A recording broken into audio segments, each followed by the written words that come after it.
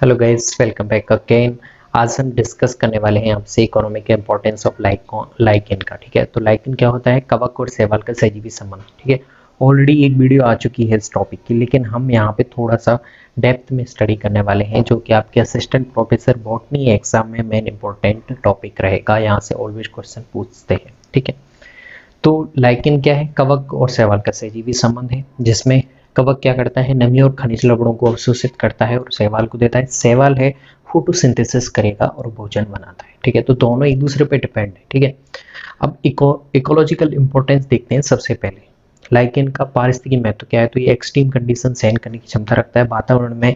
चाहे आपकी टेम्परेचर ज़्यादा हो या फिर लो हो, प्रेशर ज़्यादा हो या फिर बहुत ज़्यादा कम हो, ऐसी एक्सट्रीम जो वेदर वाली कंडीशंस होती हैं, वातावरण की प्रतिकूल परिस्थितियां, उन्हें सहन करने की क्षमता आपकी लाइकेन में होती है। ठीक है, और पायोनियर ऑन रॉक, यानी कि आपने सक्सेशन पढ़ाया है। मैंने एक आपकी इकोलॉजी में सक्सेशन मैंने बहुत अच्छे से पढ़ा है, जिसमें आप देखते होंगे अनुक्रमण, यानी कि पादप समुदाय में सबसे पहले आने वाली जो स्पीसीज होती हैं, जिन्हें आप बोलते हैं पायोनियर स्पीसीज, वो यहाँ पे लाइकेन होती है। और वो भी क्रस्टोस लाइकेन आती है सबसे पहले, और वो आपकी चट्टान पे आके उसे क्षरित करेगी, यानी कि कार्बनिक अम्लों का अपक्षय करके वहां पे आपकी चट्टानों को छोटे छोटे कणों में तोड़ती है।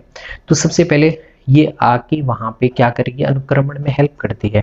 एज ए पायोनियर स्पीसीज वहां पे आती है। ठीक है, ओके, ये दूसरा हो गया। तीसरा सॉइल फॉर्मर्स, तो मैंने जैसे बताया कार्बनिक अम्ल वहां पे क्या करेगी? एक्सक्रिएट करेगी, ताकि चट्टान है वो अपक्षयित हो जाए। जैसे ये मान लीजिए चट्टान है और यहाँ पे आपकी क्रस्टोस लाइकेन है, तो ये चट्टान पे धीरे धीरे कार्बनिक अम्ल जमा करती रहेगी, निकालती रहेगी, और आपकी चट्टान है बहुत सालों बाद, ये अनुक्रमण है 50 से 100 साल भी लग जाते हैं, 100 से 200 साल भी लग जाते हैं। ठीक है, तो वहां पे आपकी चट्टान के बड़े बड़े कणों को छोटे छोटे कणों में तोड़ देती है और क्या बना देती है? सॉइल फॉर्म्स, मृदा का निर्माण करती है, जिसमें बहुत सूक्ष्म कण होते हैं। ठीक है, मृदा की उर्वरता में वृद्धि करती है, सॉइल में ह्यूमस का निर्माण करती है, जो कि ह्यूमस कैसे होती है? उपजाऊ मिट्टी कह सकते हैं जिसे आप। अगला है वायु प्रदूषण सूचक। ऑलवेज क्वेश्चन पूछते हैं कि आपकी लाइकेन है कौन सा पॉल्यूटेंट के अगेंस्ट आपके क्या होती है? इंडिकेटर होती है। तो देखिए, ये SO2 मोस्टली जो SO2 प्रदूषण एरिया होते हैं, वहाँ पे ये इंडिकेट करती है, क्योंकि वो प्रदूषण वाली एरियाओं में लाइकेन नहीं उगती है। हमेशा लाइकेन ऐसे स्थान पे उगेगी जो बिल्कुल कैसा रहेगा? प्रदूषण रहित रहेगा। तो ये कैसी हो जाती है? वायु प्रदूषण सूचक होती हैं। वो बेसिकली अगर पूछा जाए तो आपकी सल्फर डाइऑक्साइड के का ये प्लांट इंडिकेटर होती है। ओके ओके, अब अगला है हमारा, ये तो पारिस्थितिकी महत्व हो गया। अगले महत्व आते हैं हमारे लाइकेन का खाद्य के रूप में उपयोग। तो लाइकेन को खाने के रूप में भी खूब यूज किया जाता है। जैसे ये शर्करा और एल्कोहल उत्पन्न करती है, तो इसमें शैवाल भाग है वो रेबिटोल उत्पन्न करता है, जबकि कवक भाग है वो मैनिटोल और एरेबिटोल निर्मित करता है, जो एक तरह से कैसा है? एल्कोहल टाइप होता है। ओके, अब जैसे अगला बात करें, पत्थर लाइकेन जिसे बोलते हैं, रॉक लाइकेन जिसे बोलते हैं, एंडोकार्पोन मिनिएटम। नाम याद रखना, नाम पूछ लेते हैं। जैसे चट्टान का फूल किसे कहते हैं? तो ऑप्शन देखिए पूछ लेते हैं वहां पे। तो एंडोकार्पोन मिनिएटम को जापान में सब्जियों के साथ खाते हैं। चट्टान का फूल जिसे पारमेलिया कहते हैं, इसके पाउडर को कूट के इसके पाउडर का यूज करते हैं दही में, और फिर से कड़ी बनाकर खाते हैं। आदिवासी जो लोग हैं, वाइल्ड एरिया में रहने वाले लोग हैं, इस पारमेली का यूज करते हैं। इसे बोलते हैं चट्टान का फूल, ध्यान रखना। ठीक है, ओके, ये आपके किस में हो गया? खाद्य रूप में। अब चारे के रूप में, चारे के रूप में जैसे आप फॉडलर क्रॉप्स कहते हैं, जिसमें आपके गाय भैंस वगैरह हैं, वो वहाँ पे जो डोमेस्टिक एनिमल्स हैं वो खा सकते हैं, वाइल्ड एनिमल्स हैं वो भी वहाँ पे खा सकते हैं। जैसे रेंडियर मॉस है, तो ये ठंडे प्रदेशों में उगती है, जो ध्रुवीय प्रदेश होते हैं वहाँ पे, तो रेंडियर, मोस्टली रेंडियर उसे चारे के रूप में खाते हैं, इसलिए इस का नाम पड़ गया है रेंडियर मॉस। तो क्लेडोनिया रेंजीफोरा, लेकिन ये मॉस नहीं है, ये क्या है? लाइकेन है। क्लेडोनिया रेंजीफोरा इसका नाम है, बहुत ही ठंडे प्रदेशों में उगती है, ध्रुवीय प्रदेशों में देखने को मिलती है। ठीक है, अगला है कुछ अलग है, कुछ अलग नाम है जो कि आलसू चारे के रूप में यूज करी जा सकती हैं। सिट्रेरिया आइलैंडिका, एवर्निया पुरनेस्ट्री, लोगोरिया पल्मोनेरिया। इनके एग्जाम्पल याद रखना, चारे के रूप में पूछ सकते हैं। ठीक है, ओके, अब लाइकेन का मेडिसिनल यूज क्या होगा? तो मेडिसिन में भी आपके हाइड्रोफोबिया में यूज होती है। आपकी जो कुत्ता खांसी टाइप जो खांसी होती है, वूपिंग कफ कहते हैं, वहाँ पे भी बहुत हेल्पफुल होती है। साथ में ही जो लंग डिजीज होती है वहाँ पे भी ये मेन इंपॉर्टेंट भूमिका निभाती है। जैसे लंग वर्ट बोलते हैं एक लाइकेन को, जिसका नाम है लोबोरिया पल्मोनेरिया। ठीक है, लोबोरिया पल्मोनेरिया, इसका यूज करते हैं टीवी में। टीवी क्या होती है? एक तरह से वूपिंग कफ होती है, जिसमें बलगम के साथ में कैसे होती है खांसी, कुकर खांसी टाइप होती है। ठीक है, और इसमें फेफड़ों से रिलेटेड बीमारी में यूज करने के कारण लोबोरिया पल्मोनेरिया को आप क्या कहते हैं? लंग वर्ट। ओके, अब देखिए कुछ एग्जाम्पल दे रखे हैं, जाति दे रखी हैं और साथ में उनकी बीमारियां दे रखी हैं। जैसे जाति देखें हम, late me grab this. Okay, जैसे पेल्टिगेरा कैनिने है, इसका यूज करते हैं हाइड्रोफोबिया। हाइड्रोफोबिया डिजीज होती है आपके रेबीज रोग जिसे आप बोलते हैं, जिसमें आपके जो कुत्ते वगैरह या फिर कैनाइन फैमिली से रिलेटेड होते हैं उनके खाने पे होती है। और इसमें कैसा होता है? ये न्यूरॉन रिलेटेड बीमारी होती है जिसमें पानी को देख के डर लगता है। एबर्निया और असनिया लाइकेन जातियों का यूज करते हैं ब्लीडिंग में। परमेलिया सेक्सेलिटिस का यूज करते हैं एपिलेप्सी में।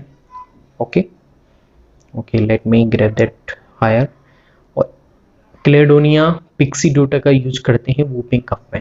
इनका डायरेक्ट नाम याद रखना है आपको। ठीक है, तो इंफॉर्मेटिव चीज़ है, लेकिन एग्जाम में पूछ लेंगे आपसे वूपिंग कफ या फिर सुमेलन करवा सकते हैं, तब वहाँ पे आपको कंफ्यूजन हो जाएगा। ठीक है, तो ये आपको याद रखना है। सिट्रीरिया आइलैंडिका और क्लेडोनिया और पर्टुसेरिया इनका फीवर में यूज करेंगे आप। ठीक है, तो ये आपके किस में हो गए? मेडिसिनल यूज हो गया लाइकेन का। अब आगे आते हैं हम लाइकेन के कैसे यूज, औद्योगिक इंडस्ट्रियल यूज देखें तो इनका यूज करते हैं डाई बनाने में, चमड़ा उद्योग में, कलर देने के लिए। ठीक है, जैसे रोजेला टिंक्टोरिया है, इसका यूज होता है नीला ब्लू डाई बनाने में, ब्लू लिटमस पेपर बनाने में रोजेला टिंक्टोरिया का यूज होता है। जबकि भूरे रंग की डाई प्राप्त कर सकते हैं आप परमेलिया ओम्फेलोडस से। किससे? परमेलिया ओम्फेलोडस से भूरे रंग की आपको डाई प्राप्त हो जाती है। अब कुछ यूज होते हैं चमड़े में कलर प्रदान करने के लिए, जैसे लोबोरिया पल्मोनेरिया है, सिट्रीरिया आइलैंडिका है, इनका यूज आप चमड़े में रंग करने में यूज करते हैं। कुछ पेय पदार्थ आप लाइकेन से प्राप्त कर सकते हैं, बियर या एल्कोहल टाइप। ठीक है, तो जैसे लोबोरिया पल्मोरिया, इससे बियर तैयार कर सकते हैं आप, हाफ फर्मेंटेड होती है जिसमें एल्कोहल परसेंटेज कम होता है, 8 से 12% तक रहता है। जबकि क्लेडोनिया रेजिफेरा और असनिया फ्लोरिडा है, इनसे आप शराब बना सकते हैं जिनमें एल्कोहल परसेंटेज मोर किससे? बियर से ज़्यादा होता है। ठीक है, तो बेसिकली इनका यूज़ मोस्टली ज़्यादा यूज होता है जहाँ पे आपके डोमेस्टिक एरिया हैं वो किसके आसपास हो? वाइल्ड एरिया के आसपास हो। तो ये फॉरेस्ट में जो आदिवासी लोग हैं वो भी इसका प्रयोग किस में कर सकते हैं? मदिरा बनाने में कर सकते हैं। तो इनको याद रखना है। अब कुछ देखो इकोनॉमिक इंपॉर्टेंस में लाभदायक इफेक्ट हमने पढ़ लिया, हम हानिकारक इफेक्ट भी देखेंगे। ठीक है, जैसे असनिया है जिसे आप बोलते हैं वृद्ध की दाढ़ी। ठीक है, क्या बोलते हैं आप? वृद्ध की दाढ़ी इसका दूसरा कॉमन नेम है। और इस असनिया एक तरह से कैसा होता है, अगर असनिया का जो लाइकेन का प्लांट है अगर किसी दूसरे प्लांट से कैसा कट जाता है, टच करता है, तो सरफेस फ्रिक्शन की वजह से, ठीक है, सरफेस फ्रिक्शन की वजह से वहाँ पे आग लग सकती है और आपके पूरा जंगल है उसमें आग लग सकती है। तो जिसे आप बोलते हैं फॉरेस्ट फायर। ठीक है, वो असनिया से होगा। प्राकृतिक समुदाय का ह्रास हो सकता है, जैसे असनिया और क्लेडोनिया और एम्फिलोमा कुछ ऐसी स्पीसीज हैं लाइकेन की जो जहाँ पे जिस प्लांट पे उगती हैं वहाँ से उस प्लांट को ख़त्म कर देती हैं, क्योंकि उसके जितने भी न्यूट्रिशन है वो खुद लेंगे। ठीक है, तो वहाँ पे उसकी डेथ होना स्वाभाविक है। तो प्राकृतिक समुदाय का ह्रास होगा। डिजीज फ्रॉम लाइकेन होती हैं, लाइकेन से कुछ रेडियो एक्टिव स्टोनसियम और सल्फर टाइप कुछ खनिज हैं जो इनमें मिलते हैं, जिनसे आपके चर्म से संबंधित यानी कि स्किन डिजीज होने की संभावना रहती है। ग्लास का क्षरण, कई बार क्या होता है लाइकेन से होता है, लाइकेन ग्लास पे उग सकती हैं, तो वहाँ पे कार्बनिक अम्ल का क्षरण करके ग्लास को भी वो वहाँ पे कैसे कर सकती हैं? तोड़ सकती हैं, क्रैक ला सकती हैं उसमें। साथ में ही संगमरमर का जो मार्बल्स होती है उसका भी ये क्षरण कर सकती हैं। तो ये कुछ हानिकारक इफेक्ट हो जाते हैं लाइकेन्स के, जो कि कवक और शैवाल का सहजीवी संबंध होता है। Most important for your upcoming RPSC assistant professor subject botany exam, साथ में यूपी में होने वाले टीजीटी पीजीटी एग्जाम के लिए भी इंपॉर्टेंट हो जाता है। डायरेक्टली क्वेश्चन आएंगे, इसके अलावा और कुछ नहीं आने वाला है, ठीक है। तो इकोनॉमिक इंपॉर्टेंस एक बार देख लेना, वापस अगर समझ नहीं आए तो एक बार वापस से वीडियो देख लेना। आने वाली वीडियो में हम और कई सारे टॉपिक के साथ मिलते रहेंगे। मिलते हैं अगली वीडियो। थैंक्स।